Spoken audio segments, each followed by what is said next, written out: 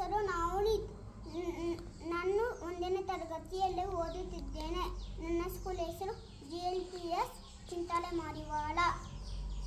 ಭಾರತದ ಸಂವಿಧಾನ ಪೀಠಿಕೆ. ಭಾರತದ ಪ್ರಜೆಗಳಾದ